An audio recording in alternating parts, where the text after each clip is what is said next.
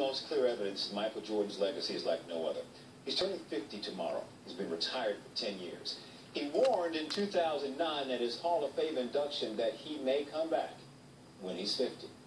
There was laughter in the audience. Antoine Jameson isn't laughing. Maybe it's because he's a UNC guy, I don't know.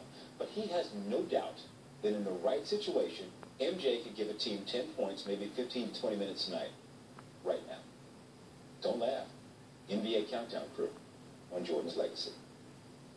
Michael Jordan is 50 years old. Now, that's one of those birthdays where you tease your buddies when they turn 50. Magic knows this. You cannot tease Michael Jordan about anything related to age. But, Bill, you have spent almost a lifetime now studying basketball and the history of it. Let's talk about Michael Jordan's legacy. Where do you think that conversation begins? I mean, we can't do it in less than a half hour. We're going to have to try. Best player I ever saw. No offense, Magic. Just incredible in person. But, you know, two things stand out for me. One, just how famous he was. And, you know, I was there when Bird was coming in and out every night. Bird was famous. Magic was famous. Michael had a different level of just, when he walked in, it was like a hurricane. Just every eye in the building was always on him at all times. I always was amazed. You sound like you're describing Muhammad Ali, you know that, right? It was like Ali. It was just, and I just never understood how he just lived his life that way. So that was one thing. And then the second, you know, homicidally competitive. Like really, like almost you could say he had a problem. He was so competitive. His entire life just revolved around beating other people. 6 titles, 6 finals MVPs. That means it was all about you each series. You were the mismatch. Trademark gym shoes, still top sellers to this day. Bald head, tongue wag. And why did they call him the Black Cat? Because he was smooth. 3-piece suits, tie, knotted up, showed you how to be a professional. And I personally hated in 1998. We were up 17. I know the game you're talking about. In the second quarter playing for the Pacers. Game 7. We had them. And they stole the ball from us, led by Michael Jordan and Scottie Pippen, literally out of 10 possessions, 7 times. Like we were a 9th grade high school team. He's that great. The Bulls were also. Well, you know, he's the greatest that's ever played.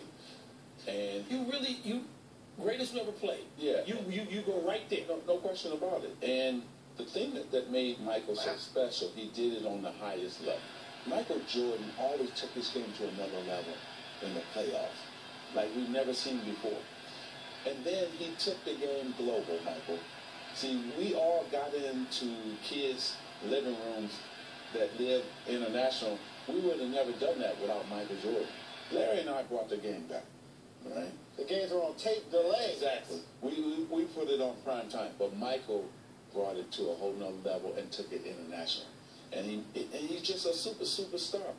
Like you said, Bill, he was a celebrity. He wasn't a basketball player. He was a celebrity. The level of fame, the people who knew him, they put his head on a bottle of cologne because you didn't need to see his face. When we were on the Dream Team and we were practicing every day, Michael, you just shook your head because he took his game. I mean, we were playing as hard as we could, and he went to a whole nother level. So you and Larry saw things that you had not seen. Exactly. And I'm going to tell you what happened, and he changed both Larry and I's lives, and this was interesting. We're at the hotel, and he comes in, he has a cigar in his mouth, and he says, I just want you guys to thank you guys. You did a wonderful job of bringing the league back up, but I want you to know there's a new sheriff in town. And we both have to say, yeah, you're right, you know. That's Michael Jordan, you know. The other great thing about him is he's the only player that I can ever remember where the rule was just you didn't talk to him. You didn't trash talk him. You didn't make eye contact. Like it was. But with the Bulls, you did. But with the Wizards, you snuck. We didn't talk about those. That's right. Michael did all the talking. He didn't give you a chance to say anything. You couldn't talk trash to him. I was at courtside when you played that game 7 against the Bulls, and I was at courtside for a switch hands play. Not often you came out on the wrong end of anything, but the legacy of Michael Jordan conversation, you said, will go on and on and on. Back to you. MJ celebrating 5-0 tomorrow. SportsCenter celebrates all day long, unveiling the top 50 plays of Jordan's career in the morning, including the top 10 as voted on by you. We follow Jordan's career through the years in his own words. Michael on Michael tomorrow on SportsCenter. The Last Exorcism, Part 2, in theaters March 1st. And Carrabba's. Come experience our forever braised beef prasado. Michael Jordan began orbiting in name as Air Jordan in the waning days of his 24th year on Earth. February 6, 1988, Chicago Stadium NBA All-Star Weekend Slam Dunk Competition.